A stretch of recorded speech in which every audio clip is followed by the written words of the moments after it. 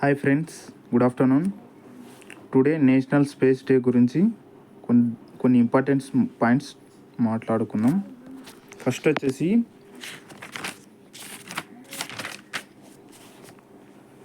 చంద్రుని పైన మొట్టమొదటిసారిగా పరిశోధన చేసింది 2008 అక్టోబర్ 22న చంద్రయాన్-1 ప్రయోగాన్ని చేపట్టింది ఇస్రో. తర్వాత అది ఫెయిల్ అయింది.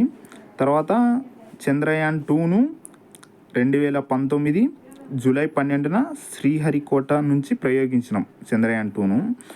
తర్వాత అది కూడా కొద్దిగా హార్డ్ ల్యాండింగ్ కావడం వల్ల అది కూడా మనకు సక్సెస్ కాలేదు. ఇప్పుడు ప్రజెంట్ వచ్చేసి చంద్రయాన్-3ని జూలై 14న 2023 మధ్యాహ్నం 2:35 గంటలకు సతీష్ ధావన్ స్పేస్ సెంటర్ నుంచి శ్రీహరికోట, తిరుపతి జిల్లా, అక్కడి నుంచి ప్రయోగించినాం. ఇందులో 3 ఉంటాయి. ఇవి 3 పార్ట్స్ ఉంటాయి. ఒకటి వచ్చేసి ప్రపోల్షన్ మాడ్యూల్, రెండోది వచ్చేసి ల్యాండర్, మూడోది వచ్చేసి రోవర్. ఇందులో యూజ్ చేసిన రాకెట్ వచ్చేసి LVM-3M4 రాకెట్ని యూజ్ చేసినాం మనం వీటిని తీసుకుపోవడానికి. ఇప్పుడు చంద్రయాన్-3లో ప్రపోల్షన్ మాడ్యూల్ యొక్క వెయిట్ వచ్చేసి 2145 kgs. అదే ల్యాండర్ వెయిట్ వచ్చేసి 1749. అదే రోవర్ వెయిట్ వచ్చేసి 26 kgs. ల్యాండర్కు మనం ఒక పేరు పెట్టినాం, ల్యాండర్ విక్రమ్ అని పేరు పెట్టినాం ల్యాండర్కు. రోవర్కు వచ్చేసి ప్రజ్ఞాన్ అని పేరు పెట్టినాం. ఇందులో వచ్చేసి 6 ఇండియన్ పేలోడ్స్ని, 1 అమెరికన్ పేలోడ్స్ని మనం యూజ్ చేసినాం, అంటే అమర్చినాం అనమాట. ఆ తర్వాత ఇది చంద్రునిపై పోవడానికి 41 days పట్టింది ఇప్పటి వరకు. అంటే జూలై 14న స్టార్ట్ చేస్తే ఆగస్టు 23 రోజు రీచ్ అయింది చంద్రుని దగ్గరికి. టోటల్ 41 days మనకు రీచ్ అయినట్టు చెప్తుంది. ఓకే, దీంట్లో బడ్జెట్ వచ్చేసి చంద్రయాన్-3కి యూజ్ చేసిన బడ్జెట్ వచ్చేసి 615 కోట్లు. ఇది చంద్రయాన్-3 సక్సెస్ అనేది ఇస్రోకు 89వ విజయం. ఓకే, చంద్రుని పైన మొట్టమొదటిసారిగా ల్యాండ్ అయిన కంట్రీ వచ్చేసి USA, second Russia, third China, fourth India. India record ఏంటంటే చంద్రుని పైన సౌత్ పోల్ మీద అడుగు పెట్టిన ఫస్ట్ కంట్రీ మంది. ఈ 3 దేశాలు నార్త్ పోల్ మీద కాలు పెట్టాయి, అంటే ల్యాండ్ అయినాయి. సౌత్ పోల్ మీద ల్యాండ్ అయిన ఫస్ట్ కంట్రీ వచ్చేసి ఇండియా. ఇప్పుడు రీసెంట్గా స్లిమ్ అని Japan 5th country to land on moon. Japan 5th country. Okay, ఇది రీసెంట్, ఇక్కడ వరకు అయిపోయింది. ఓకే, ఇందులో వచ్చేసి ముఖ్యమైన భాగాలు చూద్దాం చంద్రయాన్-3లో. ఇందులో ల్యాండర్ గురించి తెలుసుకుందాం. ల్యాండర్ పేరు వచ్చేసి విక్రమ్. బరువు వచ్చేసి 1749 kgs. ఎన్ని రోజులు వర్క్ చేస్తుందంటే 14 days. అంటే చంద్రుడిపై ఒక పగులుతో సమానం. అంటే చంద్రుని పైన ఒక పగులు రోజు అంటే మన ఇండియా, అంటే మన అర్త్ మీద 14 daysకి సమానం. ఇందులో యూజ్ చేసిన పేలెట్స్ వచ్చేసి రంప, చస్తే, ఇల్సా అంటారు. ఇల్సా కోడ్లు ఇవి. రంప, చస్తే, ఇల్సా అంటారు. రంప అబ్రివేషన్ చూద్దాం ఒకసారి.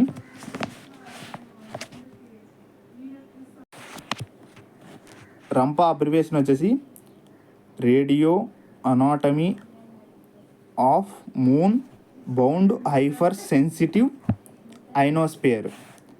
చస్తే అబ్రివేషన్ వచ్చేసి Chandra's surface thermophysical experiment. ILSA abbreviation వచ్చేసి instrument of lunar seismic activity. Okay, ఒకదాని గురించి తెలుసుకుందాం. ల్యాండర్లో భాగాలు, పేలోడ్స్.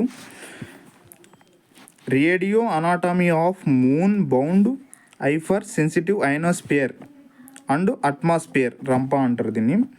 చంద్రుడి ఉపరితలం మీద ప్లాస్మా అయాన్లు ఎలక్ట్రాన్లు సాంద్రతపై అధ్యయనం చేయడానికి రంపా యూజ్ చేస్తాం. మనం రంపాని యూజ్ చేస్తాం అంటే దానిలోని సాంద్రత ఎలక్ట్రాన్ అయాన్లు సాంద్రత అంటే దాని మీద ఉన్న ఎలక్ట్రాన్స్ అయాన్స్ సాంద్రతపై అధ్యయనం చేయడానికి రంపాని యూజ్ చేసినాం.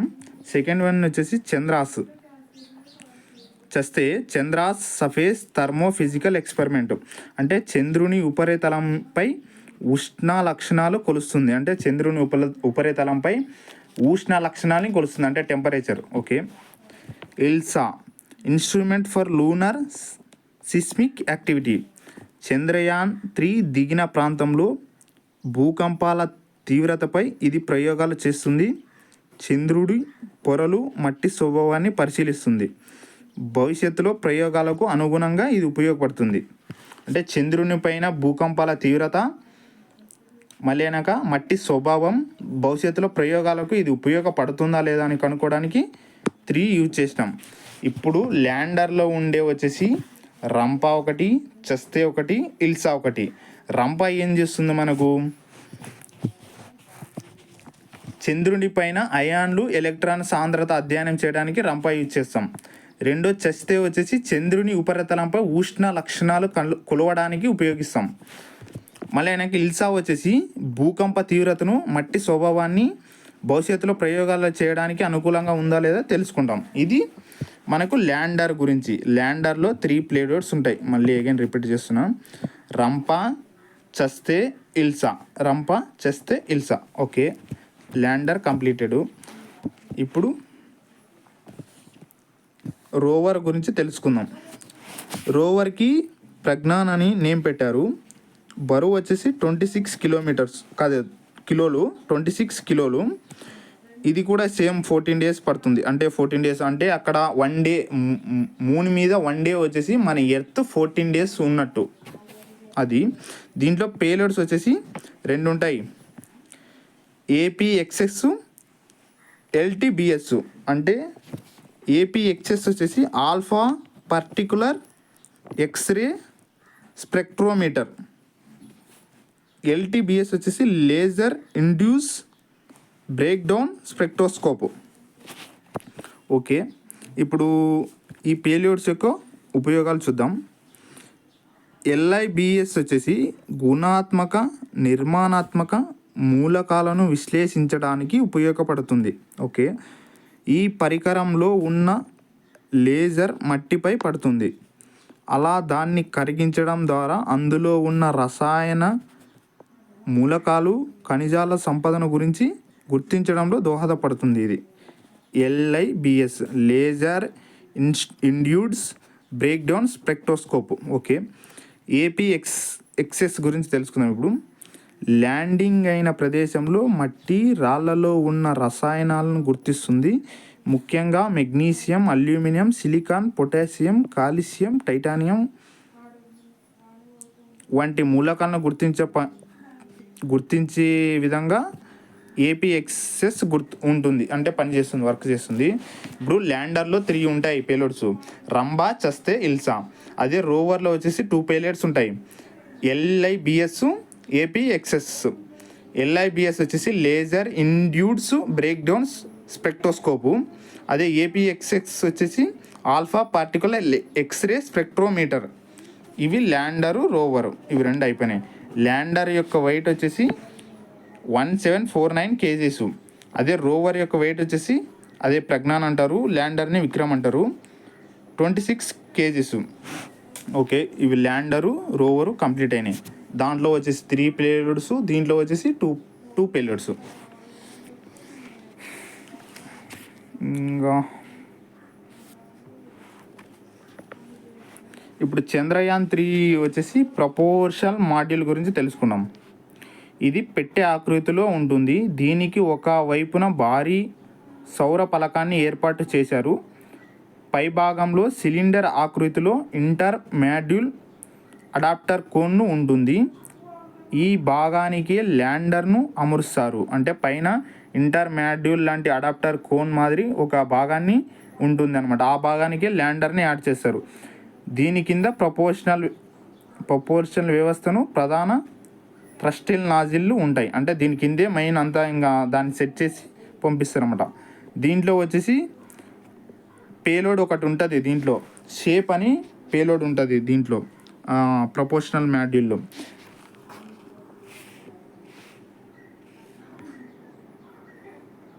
దీంట్లో పేలోడ్ వచ్చేసి SHAPE spectro polarimetry of habitable planet Earth అంటారు దీని అబ్రివేషన్, షేప్ అబ్రివేషన్. ఓకే, ఇది చంద్రుని కక్షలో ఉంటూ భూమి నుంచి పరావర్తనం చెందిన కాంతిని విశ్లేషిస్తుంది. ఇది అంటే చంద్రుని కక్షలోనే ఉంటుంది, అంటే భూమి నుంచి పరావర్తిస్తున్న కాంతిని ఇది విశ్లేషిస్తుంది. ఇది ప్రపోర్షనల్ మాడ్యూల్ గురించి ఉంటుంది. ఇది వచ్చేసి చంద్రయాన్ 2 ఆర్బిటర్ ఉంటుంది కదా, దానికి బ్యాకప్గా వ్యవహరిస్తుంది అనమాట. ఇప్పుడు ల్యాండరు రోవర్ అనేది చంద్రయాన్ 2లో ఫెయిల్ అయిపోయినాయి. ఇది ప్రపోర్షనల్ మాడ్యూల్ వచ్చేసి ఆర్బిటర్ ఒకటి మిగిలి ఉంటుంది చంద్రయాన్ 2లో. దానికి దీన్ని ఆర్బిటర్కి ప్రపోర్షనల్ మాడ్యూల్ని యాడ్ చేసి దీన్ని బ్యాకప్గా యూజ్ చేశారనమాట మన వాళ్ళు.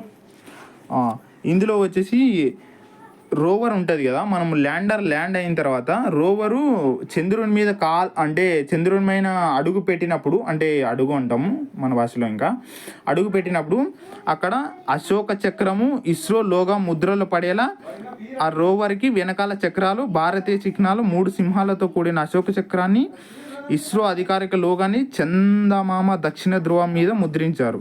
అంటే రోవర్ చంద్రుని మీద పోయేటప్పుడు అశోక చక్రము మళ్ళీ అయిన తర్వాత ఇస్రో లోగో ముద్ర పడేలా అలా డిజైన్ చేశారన్నమాట ప్రజ్ఞాన్ రోవర్ని when it was landing on the moon.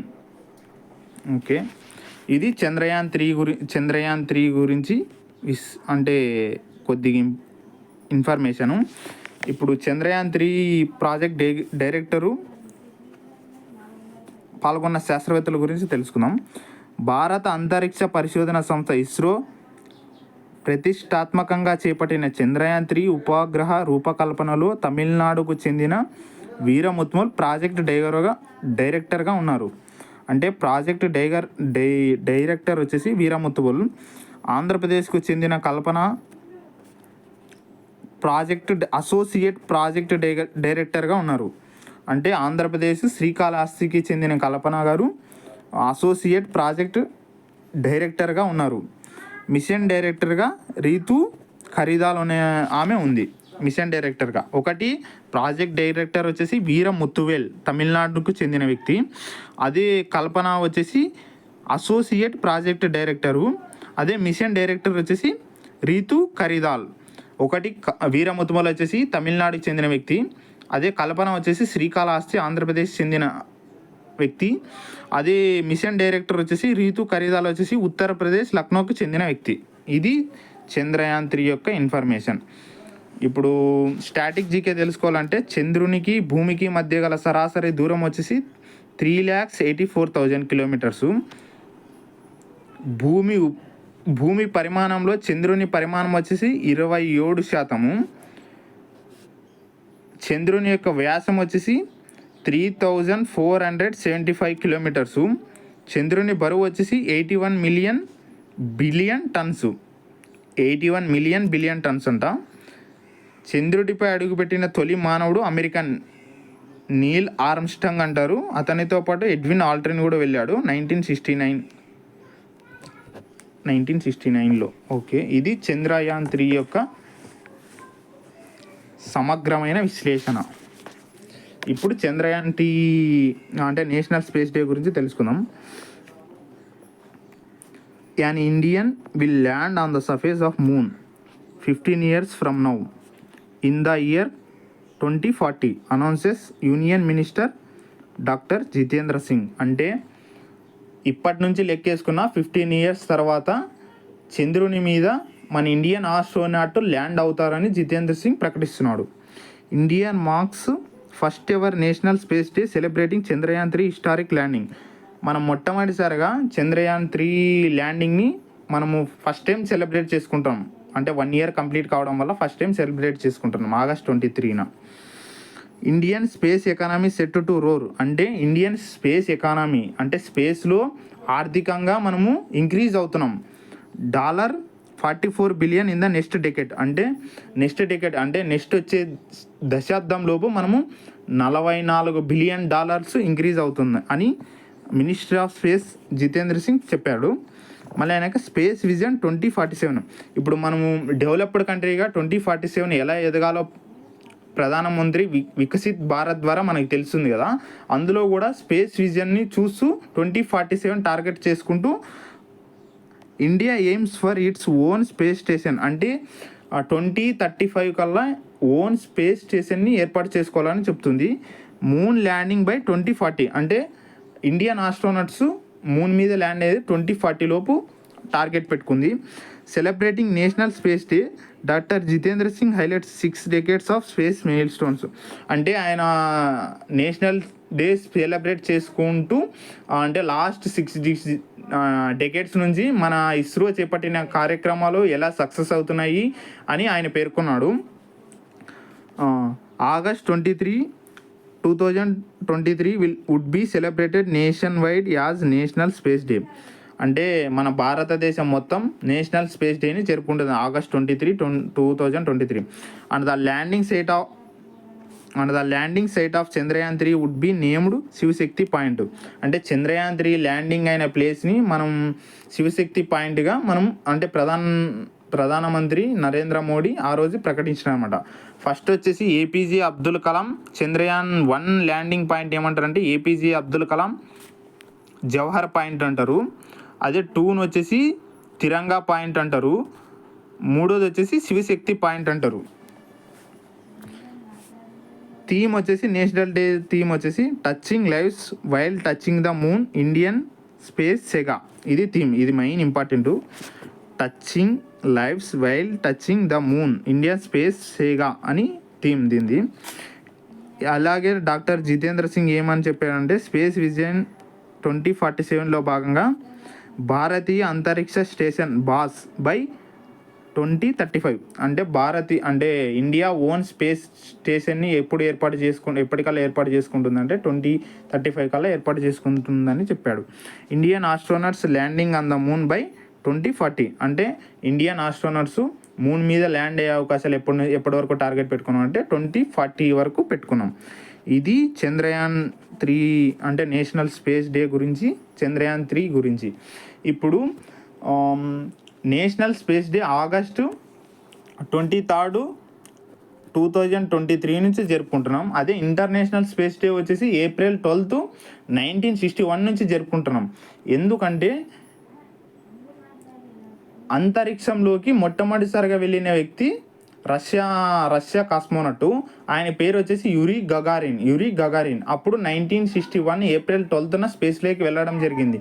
అప్పటి నుంచి వరల్డ్లో ఇంటర్నేషనల్ స్పేస్ డేగా April 12న జరుపుకుంటున్నాం. అదే మన ఈ నేషనల్ స్పేస్ డే వచ్చేసి August 23న జరుపుకుంటున్నాం. ఇది నేషనల్ స్పేస్ డే గురించి. దీని థీమ్ ఒకటి గుర్తుపెట్టుకోండి, touching lives while touching the moon India saga. ఇంకోటి వచ్చేసి భారతీయ అంతరిక్ష స్టేషన్ వచ్చేసి 2035 కల్లా ఉండాలని టార్గెట్ పెట్టుకుంది, ఏర్పాటు చేసుకోవాలని. ఇది 2040 కల్లా ఇండియన్ ఆస్ట్రోనట్స్ ఆన్ మూన్ అని ఇది ఒక టార్గెట్ గుర్తుపెట్టుకోండి. ఇది అడిగితే 41 billion in the next decade ఇది ఒకటి గుర్తుపెట్టుకోండి. ఇది ఫస్ట్ టైం సెలబ్రేట్ చేసుకుంటున్నాం కాబట్టి ఇది ఖచ్చితంగా అడిగే అవకాశం ఉంది. ఏపీపీఎస్సీ కానీ టీజీపీఎస్సీలో కూడా సైన్స్ అండ్ టెక్నాలజీ పరంగా ఇది మోస్ట్ ఇంపార్టెంట్ టాపిక్. ఇది ఫ్రెండ్స్ నేషనల్ స్పేస్ డే యొక్క ఇంపార్టెన్స్. Thank you friends.